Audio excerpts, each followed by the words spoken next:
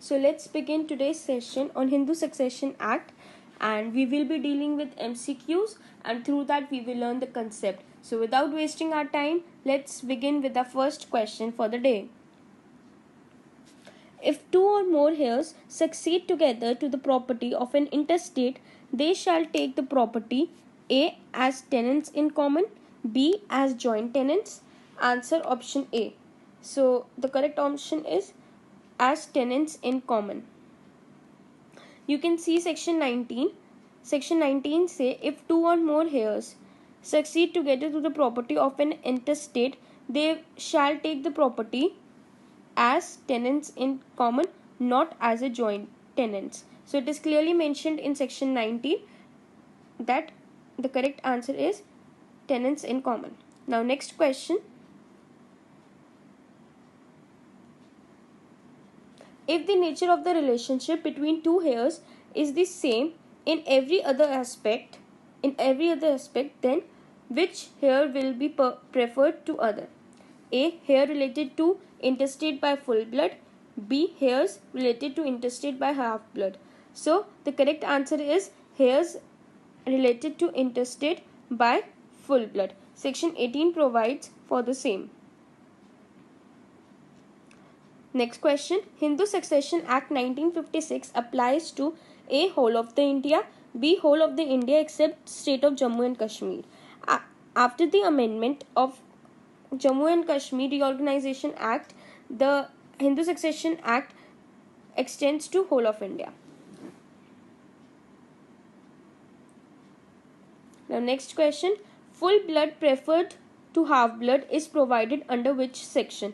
This section we have done recently only. It's section 18. Full blood is preferred over half blood.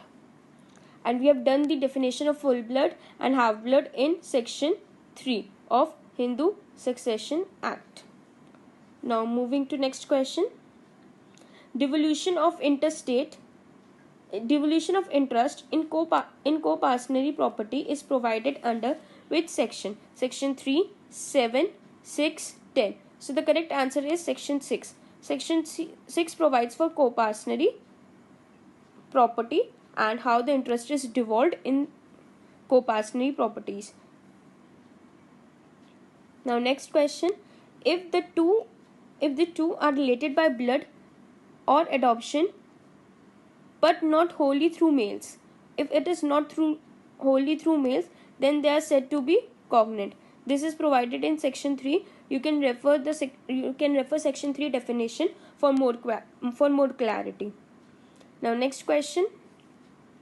Hindu Succession Act 1956 applies to A. Any person who is Hindu, B. Any person who is Jain, Buddhist or Sikh, C. Any person who is Muslim, Jew, Parsi or Christian. So D option, only A and B. The correct answer is only A and B.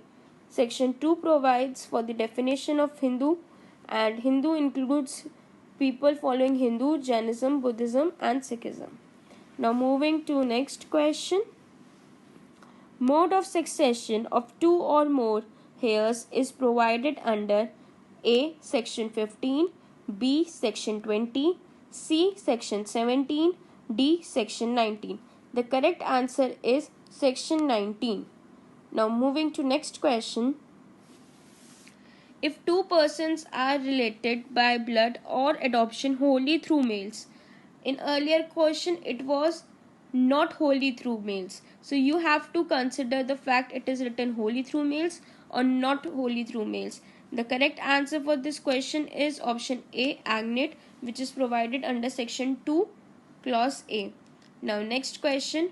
Who comes first in succession as per section 8 of Hindu Succession Act? A option, cognate, B agnate, relative specified in class 3 of the schedule, D relative specified in class 4th of the schedule. So the correct answer is agnate. Section 8 provides general rule of succession. Now next question. overriding effect to the provisions of Hindu Succession Act 1956 has been given by the virtue of option A section 3, option B section 4, option C section 6, option D 29. So the correct answer is section 29. Now moving to next question. Son in class first of the schedule of Hindu Succession Act 1956 does not include A. Stepson, B. Adopted son, C. Both of the above, D. None of the above. The correct answer is stepson. The class 1 and class 2 heirs had been provided under the schedule of the act and it does not include stepson.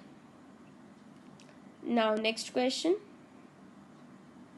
If son killed his father, even then he gets the property right in his father estate. Is this statement true or false? You have to tell. So this statement is false, since section 25 disqualifies the murderer from taking the property which belongs to the murdered person. Now next question. How many categories are there for heir as per section 8 of the Hindu Succession Act 1956? You know, section 8 provides for the general rule of inheritance or succession. So the correct answer is 4. 4 categories are provided under Hindu Succession Act. Now next question. Which of the following person does the Hindu Succession Act 1956 not govern? A. A Buddhist who renounces Buddhism and becomes a monk, not following any religion. B. Sikh who has converted to Buddhism. D. Christian in the state of Pondicherry. D. It governs all of the above. The correct answer is D. It governs all of the above.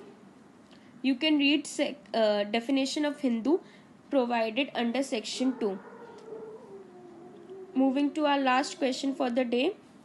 Under section 3 of Hindu Succession Act, a rule can be custom or usage if it has been observed A. continuously, B. uniformly, C. both A and B, D. none of the above. The correct answer is option C, both A and B.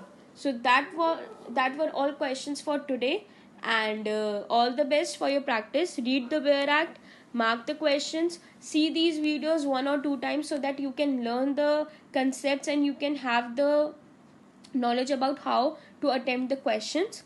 So that's all for